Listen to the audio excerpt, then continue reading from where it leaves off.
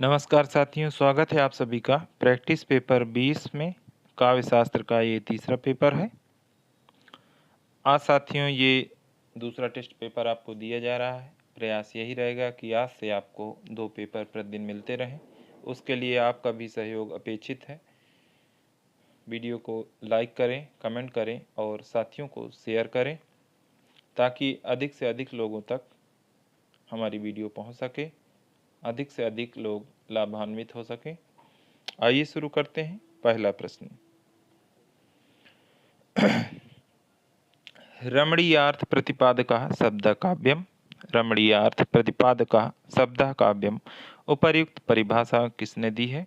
तो प्रतिपादकः आपको पा शब्द आ गया है, तो पंडित राज जगन्नाथ आपको याद रखना है।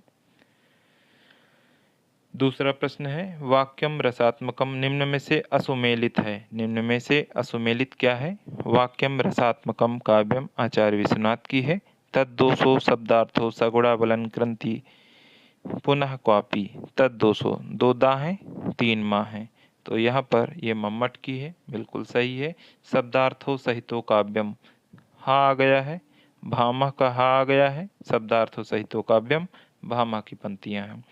अदोषो सगुणो सालंकारो च काव्यम, ये कुंतक की नहीं है, हेमचंद की है और यही असुमेलित है। डी विकल्प यहाँ पर सही है।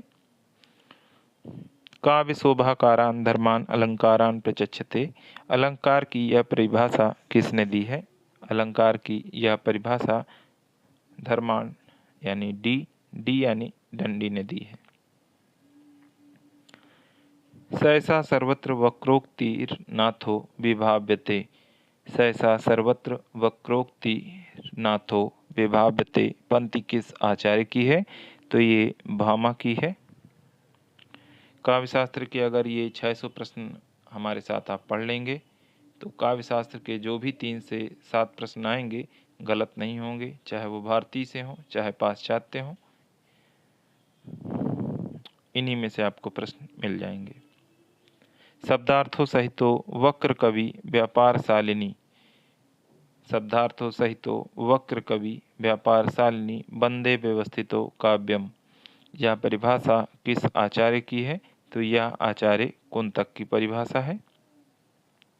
वाक्यम रसात्मकम काव्यम, अभी विकल्प में आया था। काव्य लक्षण की यह परिभाषा आचार्य विश्वनाथ ने दी है, वहाँ बताया भी गया था। वाक्य विश्वनाथ, बी विकल्प सही है। काव्य आत्मा की संकल्पनात्मक अनुभूति है। काव्य आत्मा की संकल्पनात्मक अनुभूति है। काव्य लक्षण की यह परिभाषा किसने दी है? जयशंकर प्रसाद जी ने दी है। संकल्पनाओं की अनुभूति काव्य की आत्मा को किसने कहा? जयशंकर प्रसाद जी ने कहा है। इनमें से कौन पाश्चात्य विद्वान काव्य को जीवन की आलोचना मानते हैं? इनमें से कौन पाश्चात्य विद्वान काव्य को जीवन की आलोचना मानते हैं? तो वह है मैथ्यू अर्नोल्ड। कल्पना की अभिव्यक्ति ही काव्य है। कल्पना की अभिव्यक्ति ही काव्य है। काव्य लक्षण की यह परिभाषा किसने दी है? कल्पना की अभिव्यक्ति ही काव्य है। काव्य लक्षण की यह परिभाषा पी.बी. शैली ने दी है। काव्य उत्पत्ति के कारण ही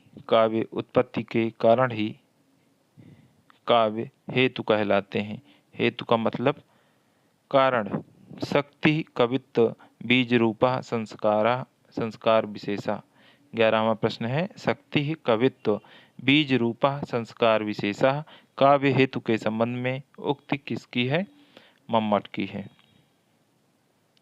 ध्यान रहे काव्य शास्त्र में ज़्यादातर चीज़ें याद करने लायक ही हैं, उसमें बहुत ज़्यादा विस्तार करना सही भी नहीं है, क्योंकि टीजीटी पीजीटी में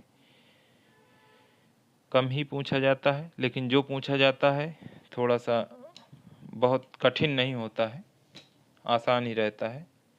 तो ध्यान रहे इस चीज़ का, बहुत डीप में नहीं जाना है, इसलिए सीधे सीधे आपको प्रश्न कराए जा रहे हैं। प्रतिभा को कारित्री और भावित्री नाम से विभाजित करने वाले विद्वान हैं। प्रतिभा को कारित्री और भावित्री नाम से विभाजित करने वाले विद्वान हैं राजशेखर। ए विकल्प सही है। 2 भेद माने इन्होंने प्रतिभा के, कारित्री एवं भावित्री। वो कौन है? राजशेखर। उचितानुचित विवेको व्युत्पत्ति, उचित और अनुचित का विवेक ही व्युत्पत्ति है। व्युत्पत्ति की उक्त परिभाषा किसने दी है? राजशेखर ने दी है। बी विकल्प सही है। काव्य की उत्पत्ति के कारण काव्य शास्त्र में कहलाते हैं, काव्य की उत्पत्ति के कारण काव्य शास्त्र में कहलाते हैं काव्य हेतु। सी विकल्प सही है।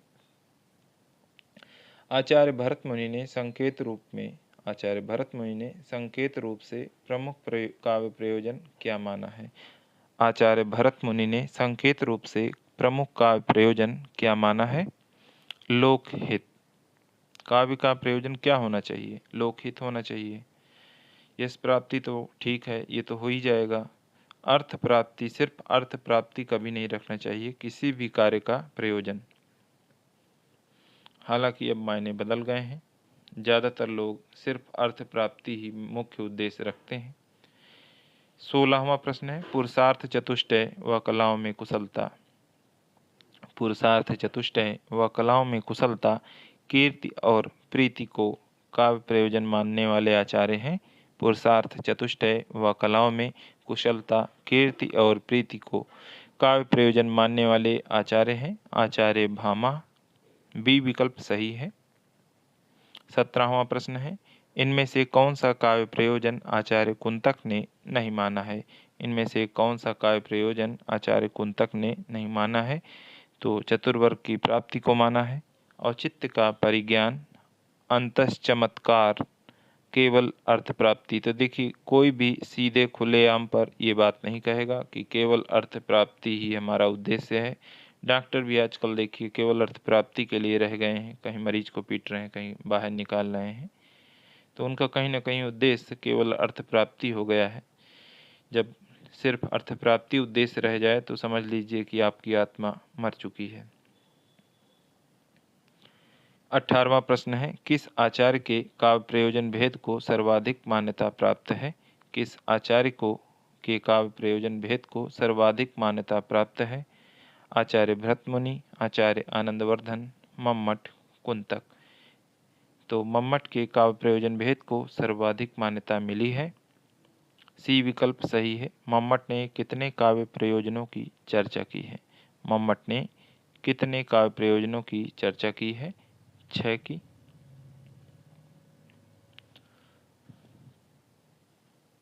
आचार्य मम्मट ने सर्व प्रमुख काव्य प्रयोजन माना है। आचार्य मम्मट ने सर्व प्रमुख काव्य प्रयोजन क्या माना है? यश प्राप्ति, अर्थ प्राप्ति, आनंदोपलब्धि, व्यवहार ज्ञान। तो मम्मट ने आनंद की उपलब्धि माना है सर्व प्रमुख काव्य प्रयोजन। रीतकालीन कवि देव ने किस काव्य प्रयोजन को सर्वाधिक महत्व दिया है? तो देखिए, देव ने क्या दिया है महत्व? यश को माना है। आनंद को किसने माना है? मम्मट ने माना है। रीतकालीन कवि देव ने किसे माना है? यश को माना है। तो इस तरह भी प्रश्न पूछे जाते हैं या पूछे गए हैं। 22वां प्रश्न है। उससे पहले साथियों, आपसे निवेदन है, वीडियो को लाइक अवश्य करें और ये बताएं कि प्रश्नों का संकलन कैसा है, आपको ये प्रैक्टिस कैसी लग रही है। अपने विचार जरूर प्रकट करें। आपके विचार ही हमें आगे की राह दिखाते हैं और वही हमारी असली पूंजी है। 22वां प्रश्न, अवमन जानी कबित अस्कीन्हा, अवमन जानी कबित अस्कीन्हा, मकुयाह रहे जगत माँ चीन्हा। उपर्युक्त पंक्तियों में किस काव्य प्रयोजन की ओर संकेत है? यश प्राप्ति, अर्थ प्राप्ति, आनंदोपलब्धि, व्यवहार ज्ञान। तो यहाँ पर अवमन जानी कबित अस कीन्हा, मन को जानकर कबित ऐसा कीन्हा, मकु यह रहे जगत मह चीन्हा, जगत हमें पहचानता रहे। और ये बात यश प्राप्ति हेतु कही गई है कि काव्य प्रयोजन की ओर किसकी ओर संकेत है? यश प्राप्ति के, मुझे यह रहे कि जगत मुझे पहचाने, इसके लिए ये काव्य रचना किया जा रहा है। लोंजाइनस के अनुसार काव्य प्रयोजन क्या है? लोंजाइनस के अनुसार काव्य प्रयोजन क्या है? आनंद की उपलब्धि है। देखिए, सीरियल से प्रश्न है। देव यश, आप याद रखें, मम्मट आनंद की उपलब्धि। देव ने क्या माना है? यश की प्राप्ति। लोंजाइनस ने आनंद की उपलब्धि। जायसी द्वारा पद्मावत काव्य लेखन का प्रमुख प्रयोजन क्या है? जायसी ने किस किस लिए जो है पद्मावत की रचना की थी? यश की प्राप्ति के लिए, कि लोग उन्हें याद रखें।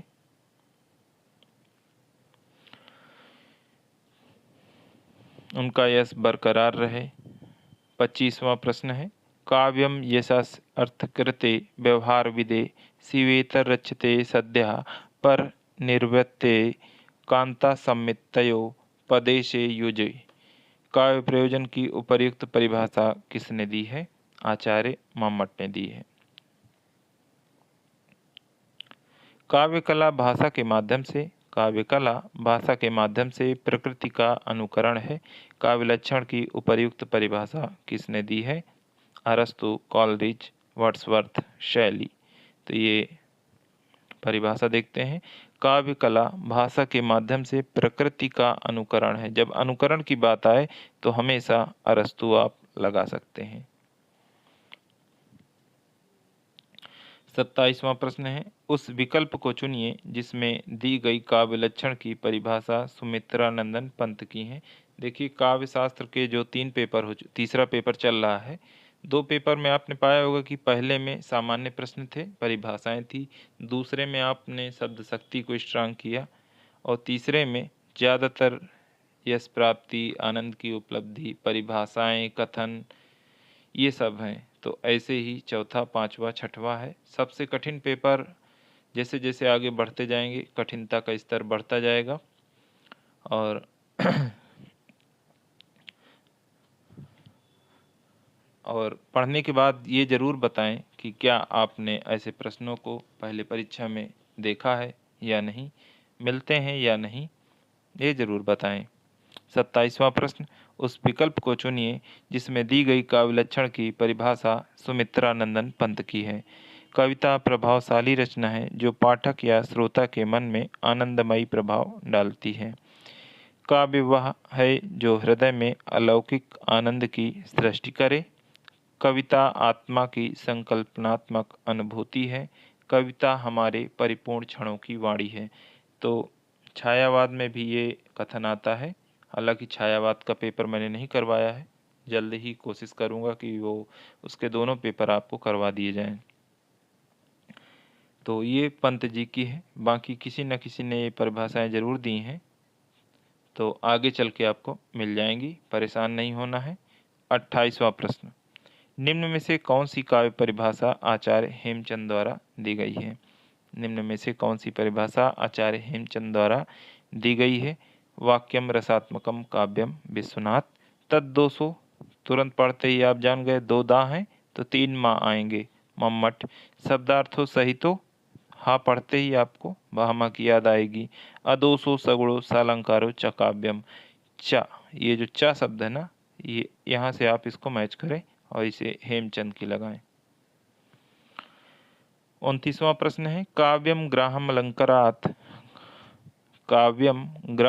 अलंकारात् सौंदर्यम अलंकारः सह दोष गुण अलंकार हीना दानाभ्याम।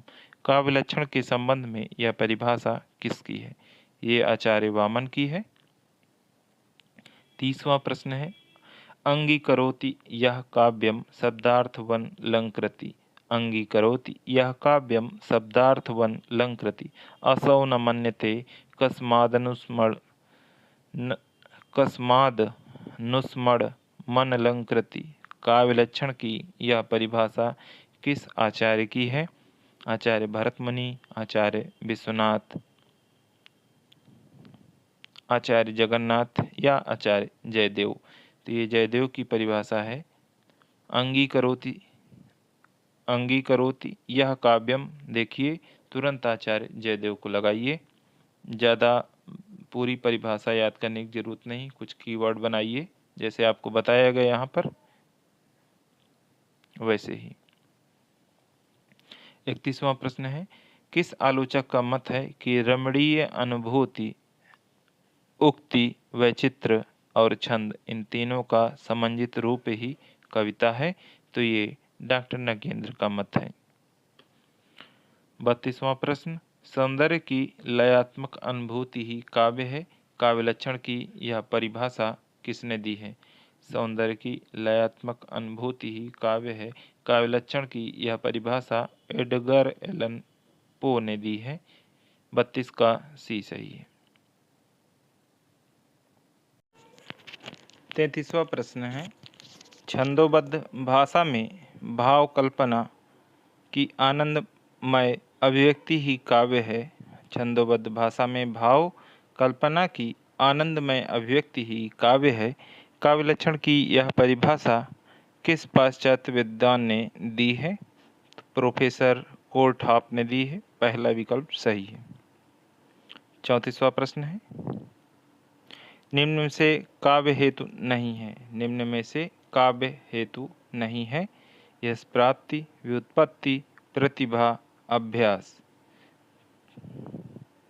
तो यश प्राप्ति काव्य हेतु नहीं है। 35वां प्रश्न है, उस कथन का चयन कीजिए जो सत्य नहीं है। उस कथन का चयन कीजिए जो सत्य नहीं है। प्रतिभा काव्य का मूल व प्रमुख हेतु है। प्रतिभा मनुष्य की अर्जित शक्ति है। तो प्रतिभा नवोन्मेष शालिनी प्रज्ञा है। नवोन्मेष शालिनी प्रज्ञा है। प्रतिभा के बल पर ही कवि अपूर्ण शब्दों, भावों, अलंकारों, उक्ति वैचित्र का विधान करता है। सही बात है, लेकिन अर्जित शक्ति नहीं है, ये जन्मजात शक्ति है। प्रतिभा मनुष्य में जन्मजात होती है, इसलिए कहा भी गया है पूत के पांव पालने में नजर आ जाते हैं, बस इन्हीं कारणों से। आचार्य दंडी ने काव्य का प्रमुख हेतु माना है। आचार्य दंडी ने काव्य का प्रमुख हेतु किसे माना है? प्रतिभा को, व्युत्पत्ति को, अभ्यास को, उपर्युक्त तीनों को संयुक्त रूप से। तो तीनों को संयुक्त रूप से माना है। 37वां प्रश्न है, काव्य हेतु पर विचार करने वाले प्रथम भारतीय आचार्य हैं। काव्य हेतु पर विचार करने वाले प्रथम भारतीय आचार्य हैं भामह। अमद अभियोग, अमद अभियोग का तात्पर्य है अभ्यास। अभुक्त एवं अतृप्त काम वासना ही, अभुक्त एवं अतृप्त काम वासना ही काव्य निर्माण का मूलभूत हेतु है। उपयुक्त कथन किसका है? उपयुक्त कथन फ्रायड का है। अभुक्त एवं अतृप्त काम वासना की बात कौन करेगा? फ्रायड करेंगे। कवित्व बीजम प्रतिभावानम कवितस्व बीजम, कवित्व बीजम प्रतिभावानम कवितस्य बीजम, इस कथन के प्रतिपादक हैं भरतमुनि, वामन, दंडीन, मम्मट। तो इसके प्रतिपादक हैं वामन। शक्ति निपुणता लोकशास्त्र, शक्ति निपुणता लोकशास्त्र काव्य काव्यद्यवेक्षणात् काव्यज्ञ शिक्षाभ्यास इति हेतुस्तु धवे। शक्ति निपुणता लोकशास्त्र काव्यद्यवेक्षणात् काव्यज्ञ शिक्षाभ्यास इति हेतुस्तु धवे। उक्त काव्य हेतु प्रतिपादित करने वाले विद्वान कौन है?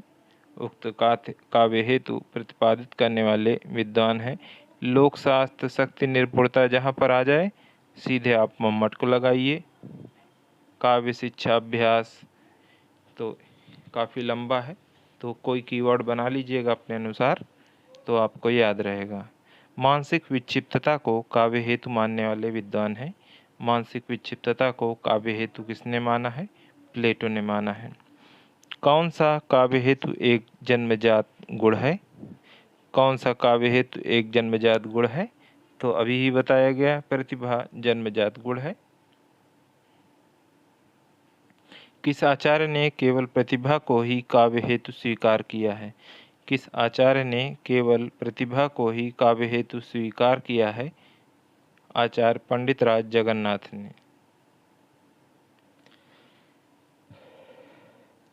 किसी भी साहित्यकार द्वारा रचना कार्य के जो उद्देश्य होते हैं काव्य शास्त्र में क्या कहलाते हैं?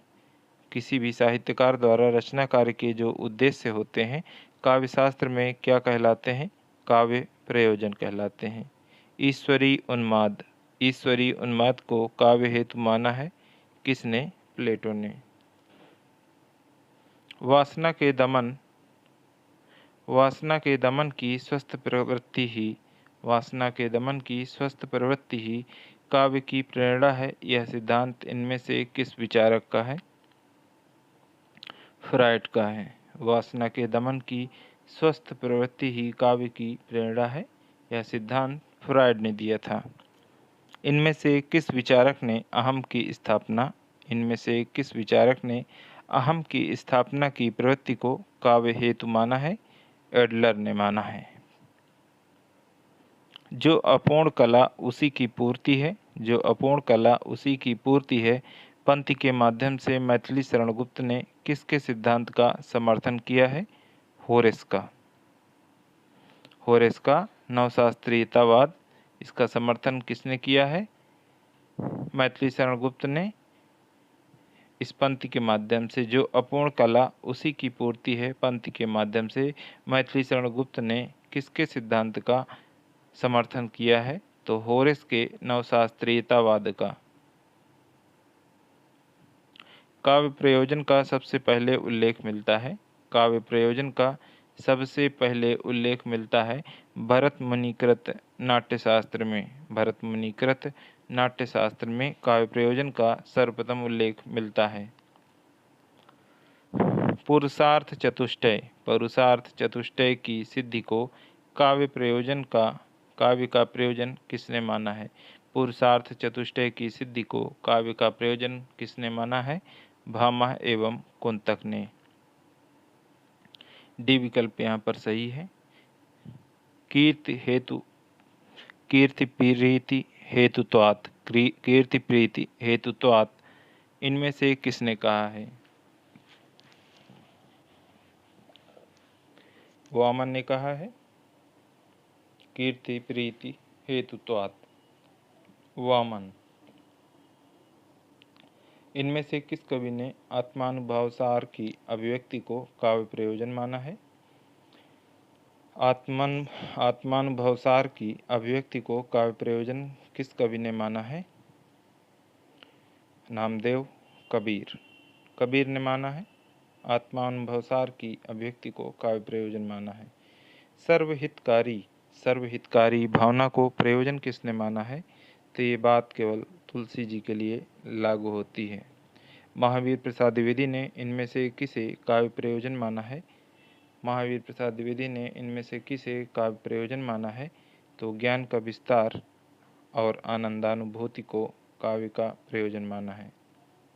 ज्ञान का विस्तार और आनंदानुभूति। मानव हृदय के समाज के प्रति विश्वास उत्पन्न करना ही काव्य प्रयोजन है। मानव हृदय के समाज के प्रति विश्वास उत्पन्न करना ही काव्य प्रयोजन है। यह कथन इनमें से किसका है? तो महादेवी वर्मा जी का है। निम्नलिखित को सुमेलित करते हुए दिए गए कूट की सहायता से सही उत्तर का चयन कीजिए। सही उत्तर का चयन करना है। सूची 1 और 2 दी गई है। अयोध्या सिंह उपाध्याय हरिऔध ने आनंदानुभूति को काव्य हेतु माना है, काव्य प्रयोजन माना है। हजारी प्रसाद द्विवेदी ने मानव कल्याण को माना है। नंदुलारे वाजपेयी ने आत्मानुभूति को माना है। डॉक्टर नगेन ने आत्मा अभिव्यक्ति को माना है। 4, 3, 2, 1 बी विकल्प सही है। यहाँ पे रस सिद्धांत के प्रवर्तक आचार्य हैं। रस सिद्धांत के प्रवर्तक आचार्य हैं भरत मुनि। रस को काव्य की आत्मा किसने घोषित किया? रस को काव्य की आत्मा किसने घोषित किया? राजशेखर ने। काव्य हेतु का सही अर्थ है। काव्य हेतु का सही अर्थ है काव्य रचना का कारण। काव्य रचना का कारण। आचार्य वामन ने काव्य हेतु के लिए किस शब्द का प्रयोग किया है? आचार्य वामन ने काव्य हेतु के लिए किस शब्द का प्रयोग किया है? तो उन्होंने काव्यांग शब्द का प्रयोग किया है। डी विकल्प यहाँ पर सही है। एकाग्रता और अभ्यास से उत्पन्न शक्ति को काव्य हेतु किसने माना है? एकाग्रता और अभ्यास से उत्पन्न शक्ति को काव्य हेतु राजशेखर ने माना है। राजशेखर ने प्रतिभा के कितने भेदों का उल्लेख किया है? राजशेखर ने प्रतिभा के 2 भेदों का उल्लेख किया है। भावित्री प्रतिभा किसमें होती है? भावित्री प्रतिभा किसमें होती है? तो पाठक या सहृदय में होती है। सहृदय कौन है? पाठक है, श्रोता है, दर्शक है, जो उस चीज़ों को देख रहा है, उसमें होती है। और कवि में कारित्री प्रतिभा होती है। प्रतिभा को नवनवोन्मेष शालिनी प्रज्ञा किसने कहा है? प्रतिभा को नवनवोन्मेष शालिनी प्रज्ञा भट्टतौत ने कहा है। ए विकल्प सही है। प्रतिभा को अपूर्व वस्तु निर्माण क्षमा प्रज्ञा, प्रतिभा को अपूर्व वस्तु निर्माण क्षमा प्रज्ञा, इनमें से किसने कहा है? अभिनव गुप्ता जी ने कहा है। बी विकल्प यहाँ पर सही है। आगे चलते हैं। मम्मट ने प्रतिभा के लिए किस शब्द का प्रयोग किया है? मम्मट ने प्रतिभा के लिए किस शब्द का प्रयोग किया है? शक्ति का प्रयोग किया है। काव्यशास्त्र का प्रवर्तक किसे माना जाता है? काव्यशास्त्र का प्रवर्तक आचार्य भरत मुनि को माना जाता है। नाट्यशास्त्र के रचयिता कौन है? आचार्य भरत मुनि है। साथियों, टू द पॉइंट बात हो रही है, क्योंकि ज़्यादा वैसे प्रश्न नहीं है, वन लाइनर टाइप में ही है। इसके लिए आप अगर रामबाण नोट्स आप पढ़ेंगे तो बिल्कुल आपको ऐसे ही प्रश्न वहाँ पर वन लाइनर रूप में भी मिल जाएंगे। तो जो साथी नए हैं उन्हें बता दें कि रामबाण नोट्स आप पढ़ सकते हैं। उसका करेक्शन करके ब्रह्मवास सीरीज 2.0 नाम से चलाया जा रहा है, जिसमें अभी तक केवल आदिकाल और भक्तिकाल ही हुआ है 5 क्लासों में। तो आदिकाल भक्तिकाल आप रामबाण वाले से न देखें, केवल ब्रह्मवास सीरीज 2.0 से देखें। बाकी सब अभी आप उससे पढ़ सकते हैं। और आदिकाल, भक्तिकाल, रीतिकाल पर खूब सारे टेस्ट पेपर हो चुके हैं, हजारों प्रश्न कराए जा चुके हैं। तो एक बार आप उनमें से पढ़ें। अगर आप पेपर दे रहे हैं तो बिल्कुल तैयार होके जाएं, क्योंकि प्रश्न कहीं से भी पूछा जा सकता है। और साथियों, वीडियो को लाइक करना, चैनल को सब्सक्राइब करना ना भूलें और अपनी प्रतिक्रिया अवश्य दें। कई सारे साथी हैं हमारे जो आते हैं, देखते हैं और चले जाते हैं, अच्छी बात है, लेकिन आप अपनी अगर प्रतिक्रिया देंगे तो हमें भी बेहतर लगेगा। 70वां प्रश्न है, काव्यशास्त्र के लिए सबसे पहले किसने काव्यशास्त्र नाम दिया? काव्यशास्त्र के लिए सबसे पहले किसने काव्यशास्त्र नाम दिया? आचार्य भोजराज ने दिया। राजशेखर ने काव्यशास्त्र का जनक किसे माना है? राजशेखर ने काव्यशास्त्र का जनक अभिनय दर्पण के रचनाकार नंदिकेश्वर को माना है। काव्यशास्त्र के लिए काव्य लक्षण संज्ञा का प्रयोग करने वाले आचार्य थे। काव्यशास्त्र के लिए काव्य लक्षण संज्ञा का प्रयोग करने वाले आचार्य थे आचार्य दंडी। किस आचार्य ने काव्यशास्त्र को साहित्य विद्या नाम दिया था? किस आचार्य ने काव्यशास्त्र को साहित्य विद्या नाम दिया था? तो आचार्य राजशेखर ने। भारतीय काव्यशास्त्रीय चिंतन की परंपरा को कितने कालों में विभक्त किया गया है? भारतीय काव्यशास्त्रीय चिंतन की परंपरा को कितने कालों में विभक्त किया गया है? 4 भागों में। प्रारंभिक काल, रचना काल, निर्णयात्मक काल, व्याख्या काल, 4 यही है। आपको पीछे शायद कराया भी जा चुका है, बताया जा चुका है।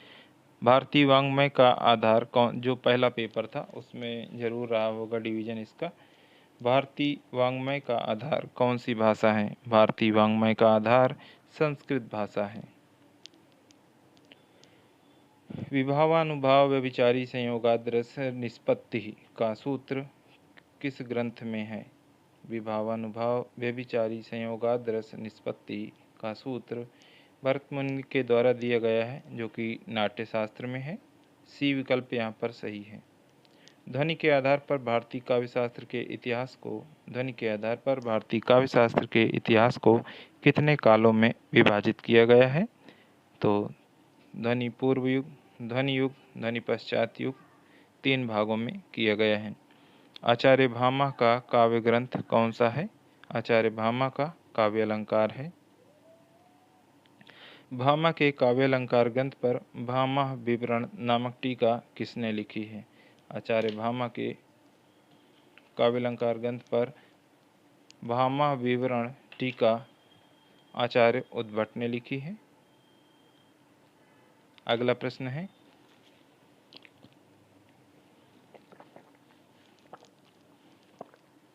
भरत मुनि के नाट्य शास्त्र को नाट्य वेद की संज्ञा किसने दी है? भरत मुनि के नाट्य शास्त्र को नाट्य वेद की संज्ञा किसने दी है? तो अभिनव गुप्त ने दी है। यदि आ जाए पंचम वेद की संज्ञा किसने दी है? तो स्वयं भरत मुनि ने दी है और उन्होंने ऐसे लिखा है कि मैंने इस पंचम वेद की रचना ब्रह्मा जी के आदेशानुसार चारों वेदों से तत्व लेकर की है, ऐसा कुछ लिखा हुआ है। तो पंचम वेद की जब बात आए तो भरत मुनि स्वयं हैं। आचार्य दंडी का ग्रंथ है, आचार्य दंडी का ग्रंथ है तो काव्यादर्श है। आचार्य वामन का ग्रंथ कौन सा है? काव्य अलंकार सूत्र है। भरत मुनि ने अपने नाट्य शास्त्र में निम्न में से किस अलंकार का उल्लेख नहीं किया है? भरत मुनि ने अपने नाट्य शास्त्र में वक्रोक्ति का उल्लेख नहीं किया है। इनमें से किस आचार्य ने रीति को काव्य की आत्मा घोषित किया है? इनमें से किस आचार्य ने रीति को काव्य की आत्मा घोषित किया है? तो आचार्य वामन ने किया है। इनमें से कौन सा ग्रंथ आचार्य उद्भट का है? काव्य अलंकार सार संग्रह है। सी विकल्प सही है। वक्रोक्ति जीवितम, वक्रोक्ति जीवितम काव्य ग्रंथ के रचयिता कौन है? आचार्य कुंतक हैं। काव्य प्रकाश ग्रंथ, काव्य प्रकाश ग्रंथ के रचयिता हैं आचार्य मम्मट। भरत मुनि ने निम्न में से किस रस को मान्यता नहीं दी है? भरत मुनि ने निम्न में से किस रस को मान्यता नहीं दी है? तो इन्होंने शांत को नहीं माना है, इसे उद्भट ने माना है। समर्थन करता है शांत रस के अभिनव गुप्त, मम्मट और एक और है, कोई ध्यान नहीं आ रहा है, लेकिन भरत मुनि ने शांत को रस नहीं माना है, सिर्फ 8 रस ही माने हैं शांत को छोड़कर। आचार्य विश्वनाथ का स्थिति काल है, आचार्य विश्वनाथ का स्थिति काल है 14वीं सदी।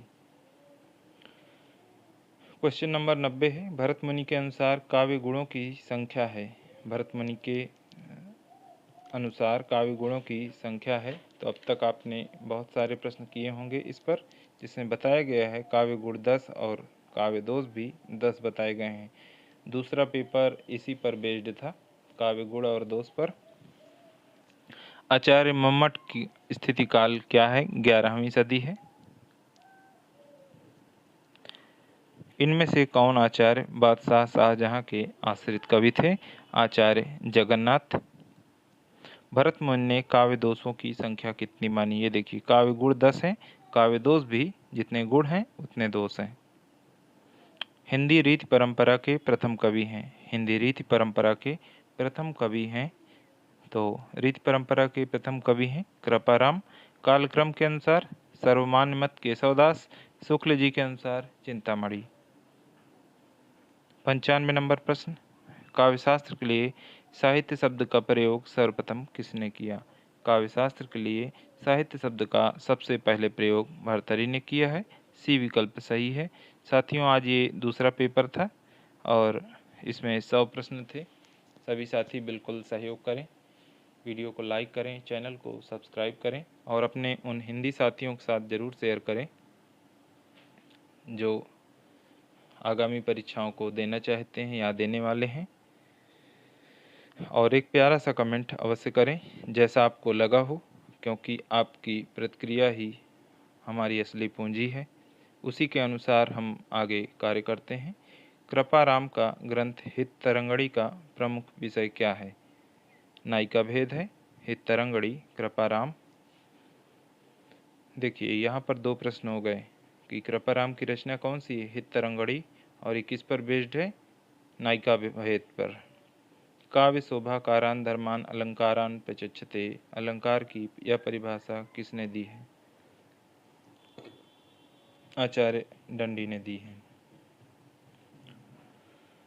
नाट्यशास्त्र को और किस नाम से भी जाना जाता है, नाट्यशास्त्र को और किस नाम से जाना जाता है, तो षट शास्त्री संहिता नाम से जाना जाता है, क्योंकि इसमें 6000 श्लोक हैं। 10 रूपक की टीका 10 रूपक की टीका अवलोक नाम से किसने की थी, तो धनंजय के भाई धनिक ने की थी। ये धनंजय के भाई हैं धनिक, जिन्होंने अवलोक नाम से 10 रूपक की टीका लिखी थी। सूरदास की सर्वाधिक विवादास्पद रचना कौन सी है, सूरदास की सर्वाधिक विवादास्पद रचना साहित्य लहरी है। आज के लिए साथियों इतना ही। अगला पेपर आने वाले समय में 4, 5, 6 3 पेपर अभी और बचे, और उम्मीद है आपको अच्छा लगा होगा। जैसी भी प्रतिक्रिया हो ज़रूर बताएं। यदि कोई गलती हो गई है तो उसे भी सूचित करें, ताकि तुरंत उसे सही किया जाएगा। आज के लिए इतना ही। बहुत बहुत धन्यवाद। नमस्कार।